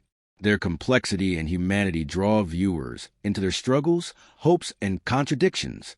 Rather than archetypal figures, they are fully realized individuals whose emotional journeys feel lived in and relatable. The strong performances breathe life into the script's subtle dialogue, turning lines into moments charged with meaning. The chemistry between cast members adds another layer of engagement, making relationships feel dynamic and authentic. Moreover, the film excels at using visual and auditory storytelling to heighten emotional impact. Cinematography captures intimate moments with close-ups that reveal flickers of doubt or pain, while wide shots emphasize isolation or tension. The sound design amplifies suspense and emotional beats, using silence as effectively as music to draw the audience deeper into the moment. These elements work in concert with the narrative to create a fully immersive emotional experience. The blend of action, drama, humor, and social commentary means that the film appeals to a wide range of emotions simultaneously. You might find yourself laughing one moment, clutching the edge of your seat the next, and then quietly moved by a scene of personal reckoning. This multifaceted emotional palette keeps the experience dynamic and unpredictable, sustaining interest and engagement throughout. In summary, A Working Man is a film that connects with its audience on multiple levels. Intellectually, emotionally, and viscerally, it knows how to manipulate mood and tone expertly, leading viewers through a landscape of laughter, sorrow, excitement, and surprise without ever feeling forced or formulaic. The result is an emotionally rich experience that stays with you, sparks conversations, and invites you back for more. It's a reminder of the power of cinema to not just entertain, but to move and provoke, making A Working Man a deeply engaging journey from first frame to last. When you set A Working Man side by side with other films in the gritty action drama genre, it quickly becomes clear that while it shares many of the classic ingredients that fans love, tense action, moral ambiguity, and blue-collar realism, it also brings a distinctive flavor that freshens up familiar territory. The film is like that rare blend of comfort food with surprising twist. It gives you the satisfying punch of tough, raw storytelling, but layers it with emotional complexity and psychological insight that you don't always get in this kind of movie. It's the kind of film that respects genre conventions without letting them box it in, striking a balance that feels deliberate and refreshing. Looking specifically at Jason Statham's filmography, A Working Man represents a notable shift from the high-octane, sometimes larger-than-life action vehicles he's best known for. Statham often plays characters who are all about physicality, cool confidence, and relentless pursuit, guys who throw punches, drive fast cars, and beat the odds with sheer force of will. Here, while the action is still present and visceral, the emphasis is much more on the internal landscape of the character. This movie pulls back the curtain to reveal not just a fighter, but a man shaped by hardship, regret, and vulnerability. It's a more grounded, emotionally layered role for Statham, showing a willingness to explore shades of gray rather than just a black and white toughness. For fans accustomed to his usual adrenaline-fueled charisma, this deeper character study adds a fresh dimension to his on-screen persona. From the director's perspective, A Working Man slots neatly into a lineage of films that blur the lines between intense crime thrillers and social dramas. The director's style here is less about flashy gimmicks and more about atmosphere, mood, and character-driven tension. There's a clear influence from auteurs who use urban grit and working-class struggles as a canvas to explore deeper human and societal issues. Yet, the film avoids the trap of becoming too heavy or bleak, injecting moments of sharp dialogue, subtle humor, and character warmth that keep it engaging on multiple levels. This careful balancing act sets it apart from darker, more nihilistic fare, and adds layers of texture to what might otherwise be a straightforward action story. When you compare Working Man to genre benchmarks like Drive or The Equalizer, it shares their sleek tension and morally complex characters, but resists leaning too heavily on style over substance. Where Drive is known for its iconic visual flair and Equalizer for its near-mythic heroism, A Working Man grounds itself in gritty realism and emotional authenticity.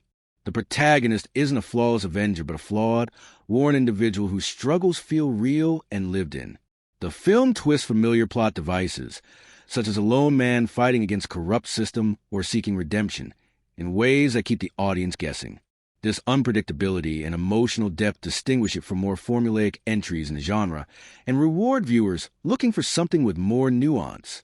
In the broader context of films about working-class lives and labor struggles, A Working Man adds a sharper edge and cinematic polish. Many movies touch on similar themes, but risk falling into sentimentalism or stereotype. This film sidesteps those pitfalls by presenting its characters and environments with brutal honesty and respect. The depiction of economic hardship, workplace danger, and personal sacrifice feels lived-in, immersive, and specific rather than generalized or exploitative. The story doesn't just show hardship. It interrogates the systems and social dynamics that produce it, inviting viewers to consider the larger context without losing sight of individual humanity. Moreover, the film's exploration of masculinity stands out within its genre peers. While many action dramas default to portraying men as stoic, hypermasculine heroes, A Working Man complicates that narrative. It delves into the emotional cost of these expectations, showing characters who struggle with vulnerability, identity, and connection. This nuanced take on masculinity aligns with evolving cultural conversations and sets the film apart from others that might lean on traditional macho tropes. It provides a more modern and humane portrayal, enriching the genre's usual character palette. When placed alongside franchise entries with similar tough guy leads, A Working Man avoids the traps of repetitiveness and fatigue that often plague sequels and spin-offs. Instead of relying on expanded universe lore or formulaic character arcs, it tells a standalone story with a clear, distinct identity. This fresh narrative approach feels like a breath of fresh air amid a sea of cinematic franchises that sometimes prioritize brand recognition over storytelling innovation. For audiences tired of endless sequels, this film offers something self-contained yet richly layered. Looking at the director's own body of work, A Working Man represents clear, artistic growth. While earlier films may have leaned more heavily on genre staples, tight pacing, atmospheric tension, and visceral action, this project pushes further into emotional and thematic complexity. It builds on past strengths, but isn't afraid to slow down and explore character psychology and social context with greater care. This evolution signals a maturation of style and substance, making the film a rewarding watch not just for genre fans, but for anyone interested in layered, thoughtful cinema. Visually and tonally, the film honors the genre's aesthetic traditions, gritty urban settings, moody lighting, and stark composition, but it uses these elements with intention to enhance mood and narrative rather than just for effect. The production design and cinematography work hand in hand to create a world that feels lived in and tangible, setting a grounded stage for the story's emotional and action beats. This thoughtful visual approach strengthens the film's identity within the genre while maintaining its distinct personality. In essence, A Working Man succeeds by respecting conventions that make gritty action dramas satisfying, while pushing their boundaries. It offers the visceral thrills and moral ambiguity audiences crave, but wraps them in a story rich with emotional depth, social awareness, and character complexity. It stands shoulder to shoulder with great films in its genre, and yet boldly carves out its own space, a film that feels both comfortingly familiar and excitingly new.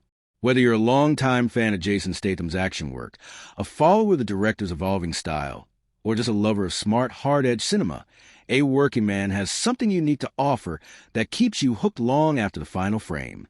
A Working Man is a film that rewards viewers who pay close attention to its rich tapestry of symbolism and metaphor, weaving these elements seamlessly into its gritty narrative to elevate the storytelling beyond straightforward action drama. This isn't just a tale of survival and grit. It's a visual and thematic exploration where every frame, object, and moment seems to carry a hidden meaning, inviting audiences to peel back layers and engage with the story on a deeper intellectual and emotional level. The industrial settings, factories, warehouses, and urban decay function as powerful symbols throughout the film. These environments are not merely backdrops, but embody the unyielding grind of working-class existence. The constant clanging of metal, the endless spinning of gears, and the repetitive motions of machinery mirror the protagonist's life, trapped in an exhausting cycle of labor and violence.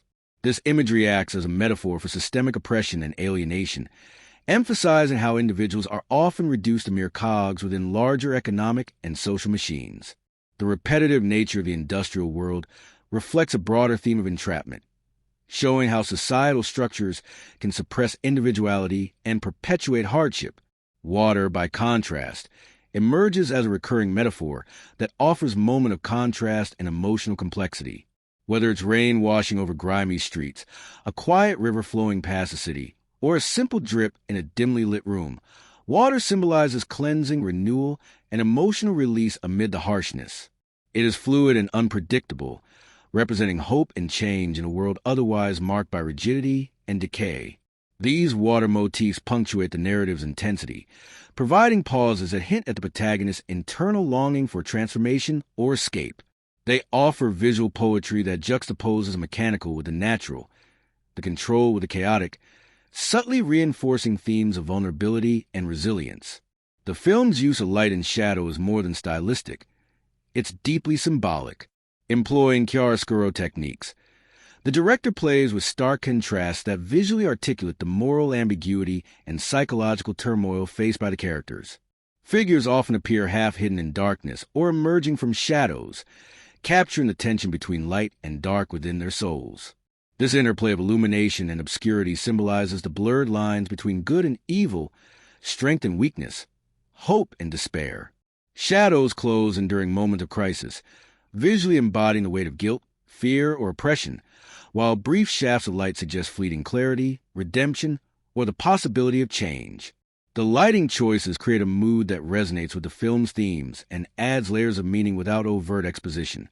Physical objects and settings are laden with metaphorical significance as well. Rusted tools, broken machinery, cracked glass, and dilapidated buildings stand as symbols of decay, wear, and the passage of time. These visual cues reinforce the idea that the world the characters inhabit is one of fragility and endurance. People and places alike bear scars from relentless hardship, but persist nonetheless. The presence of these worn and broken items adds texture and emotional weight, reminding the audience of the cost of survival in a harsh economic and social landscape. They speak to the resilience of the human spirit amid crumbling surroundings, underscoring themes of perseverance. Spatial metaphors are cleverly employed to the use of physical barriers, walls, fences, narrow alleyways, and cramped interiors that visually represent confinement and isolation. Characters are frequently framed or trapped within these boundaries, symbolizing their limited options and emotional imprisonment. These recurring visuals create a palpable sense of claustrophobia and powerlessness, reinforcing the narrative's focus on entrapment within societal and personal constraints. The framing communicates not just physical limitation, but also psychological and emotional confinement, deepening the audience's understanding of the character's struggles. Color is another key element in the film's symbolic language. The muted, earthy palette, dominated by grays, browns, and faded blues, evokes the bleakness and monotony of industrial and working-class environments. These tones create a visual atmosphere that feels both oppressive and authentic, mirroring the film's thematic concerns.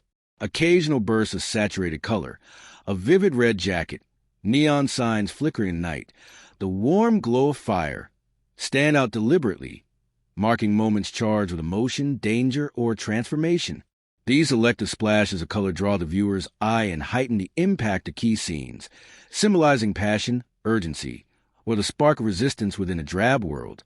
Beyond visual symbolism, the film's dialogue is laced with metaphorical language that deepens its thematic resonance. Characters use phrases like breaking chains, fighting ghosts, or building bridges, which operate on both literal and figurative levels. These expressions encapsulate their personal battles, societal struggles, and hopes of connection or freedom. The script weaves these verbal motifs throughout the narrative, reinforcing the film's exploration of liberation, memory, and reconciliation without resorting to heavy-handed exposition. This subtlety invites viewers to engage actively, picking up on these thematic threads and reflecting on their significance. The framing and composition of shots themselves carry symbolic meaning. The protagonist is often positioned against vast, empty urban landscapes or towering industrial structures, emphasizing his isolation and the overwhelming scale of the forces arrayed against him. These images convey a sense of insignificance or powerlessness in the face of systemic pressures. Conversely, intimate close-ups during moments of emotional vulnerability pull the audience close, humanizing the protagonist and contrasting the external harshness with internal complexity. This visual strategy enhances empathy and helps communicate the duality of the character's experience, caught between external struggle and internal turmoil. Even the film's title, A Working Man, acts as a layered metaphor. It encapsulates not only the protagonist's economic and social status, but also the complex identity tied to labor, endurance, and survival.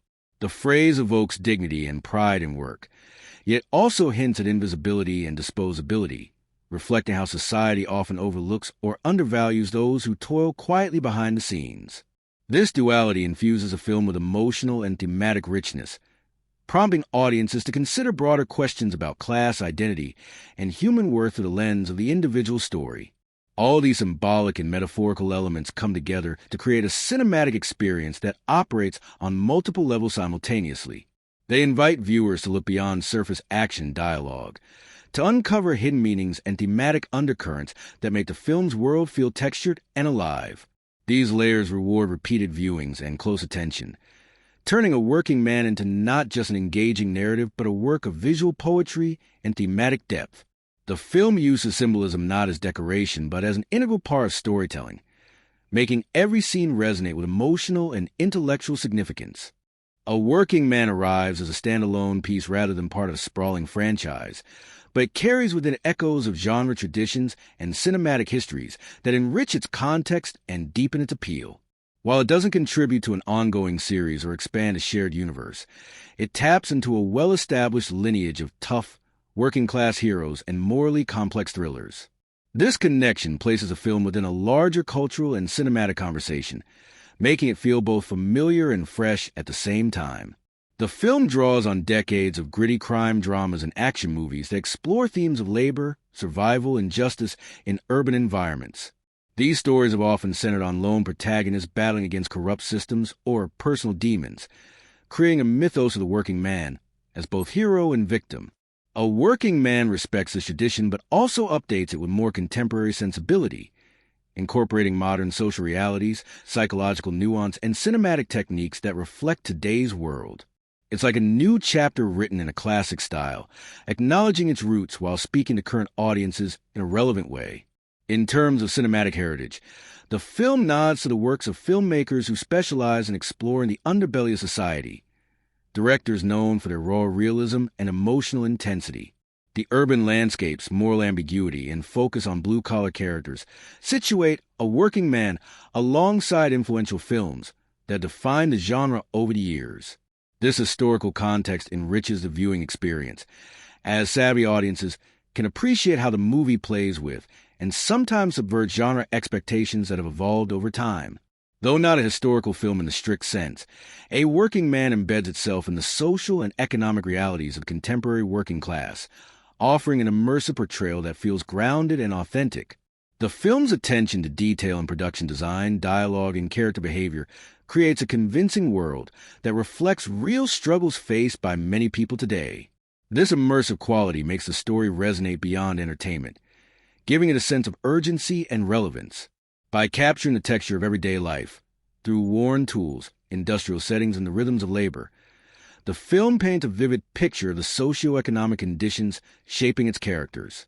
This realism anchors the narrative, making it feel less like fiction and more like a slice of lived experience. The film doesn't just reference these realities superficially, but weaves them into the fabric of its storytelling, giving viewers a chance to connect with broader cultural and historical issues through the lens of personal drama. In addition, the movie's exploration of masculinity, identity, and systemic challenges places it within ongoing cultural conversations that have historical roots but remain fiercely relevant. It dialogues with past depictions of working-class men in cinema while pushing portrayal forward, complicating familiar archetypes with emotional depth and vulnerability. This interplay between past and present contexts enriches the film's thematic scope and invites reflection on how societal roles and expectations evolve over time.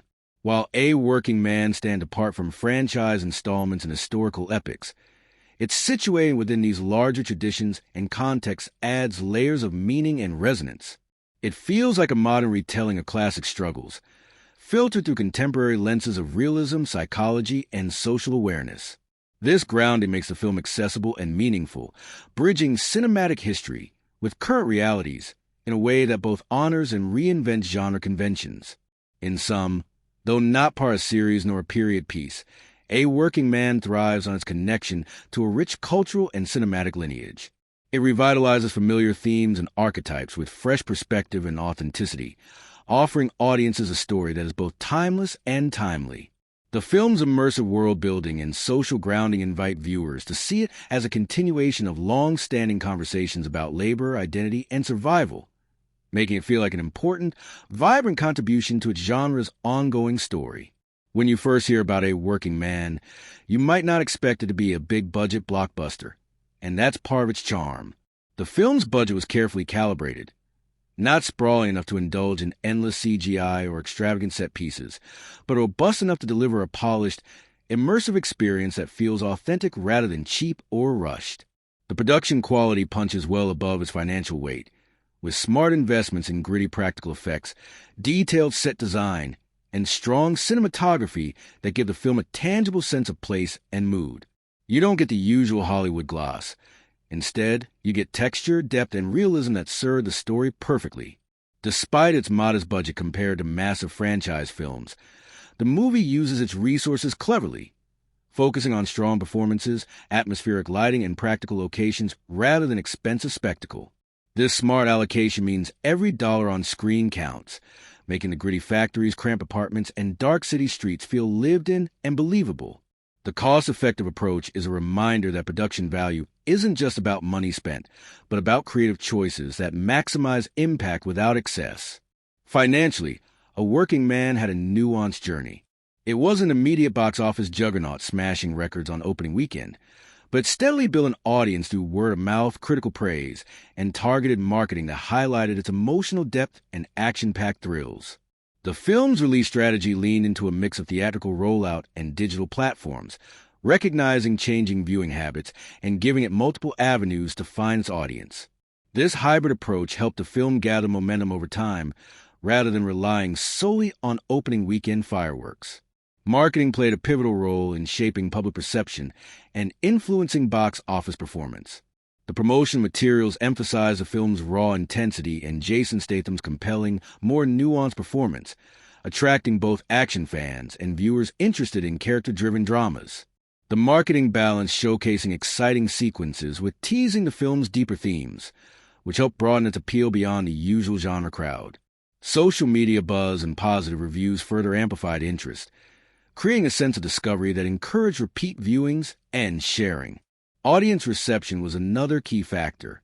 Viewers appreciated the film's grounded approach, its blend of suspense and emotional storytelling, and Statham's departure from his typical action hero persona. This positive reception translated into strong word-of-mouth endorsements that kept ticket sales steady beyond the initial release window. Fans praised the film for delivering more than just action, something that made it stand out in a crowded marketplace and helped sustain its financial life cycle. If you're eager to dive into A Working Man and experience its gritty world firsthand, there are several ways to catch the film, each offering a unique way to connect with the story. The initial release was primarily theatrical, with many fans rushing to theaters to see Jason Statham in a role that blends intense action with surprising emotional depth. Watching on the big screen gives the film an undeniable punch. The immersive sound design, detailed visuals, and tense atmosphere come alive in ways that smaller screens can't fully capture. The claustrophobic industrial settings and dramatic lighting really hit harder when you're surrounded by the darkened theater, making every moment feel immediate and visceral. For those who miss the theatrical run or prefer the comfort of home, A Working Man quickly became available on major streaming platforms shortly after its cinema debut. The film found a natural home on digital services, where viewers could watch it on their own schedule, pausing to absorb complex scenes or revisiting powerful moments. Streaming also allows for a more intimate viewing experience. You can focus closely on Statham's nuanced performance and the film's atmospheric details without the distractions of a public setting. For fans of the genre who enjoy binge-watching or sharing films with friends, streaming offers convenience and accessibility, broadening the film's reach. Digital rental and purchase options are also widely available, catering to those who want to own the movie or rent it for a limited time. These platforms often provide high-definition versions that maintain the visual crispness and sound clarity necessary for the film's immersive qualities. Renting or buying digitally means you can watch on a range of devices, TV, laptop, tablet, or smartphone, giving you flexibility without sacrificing quality. It's a great option if you want to watch the film multiple times or savor particular scenes with the benefit of pause and rewind. For viewers who crave an enhanced audio-visual experience at home, watching A Working Man on a high-quality home theater setup is ideal. If you have a surround sound system and a large screen or projector, the film's soundscape and visuals unfold in full force, drawing you into the world of factories, tight alleys, and tense confrontations. The film's use of sound, machinery clanking, rain tapping, dialogue whispered or shouted, comes alive in a way that deepens the emotional and atmospheric impact, making the viewing experience richer and more memorable. Physical media collectors also have options. The film's Blu-ray and DVD releases often come packed with bonus content like behind-the-scenes footage, interviews with cast and crew, and commentary tracks. These extras provide fascinating insights into the making of the film, adding layers of appreciation for craft behind the scenes. For cinephiles who enjoy exploring a movie beyond its story, physical copies offer tangible value and collectible appeal. In sum, whether you catch A Working Man in a bustling movie theater, cozy up for a late-night streaming session, or set up an immersive home cinema experience, the film adapts well to multiple viewing contexts. Each option offers its own kind of engagement, from the sheer excitement of a packed house to the personal reflection of solo viewing. So, whatever your style, there's a way to experience A Working Man that'll let you soak in its tension, grit, and emotional depth to the fullest.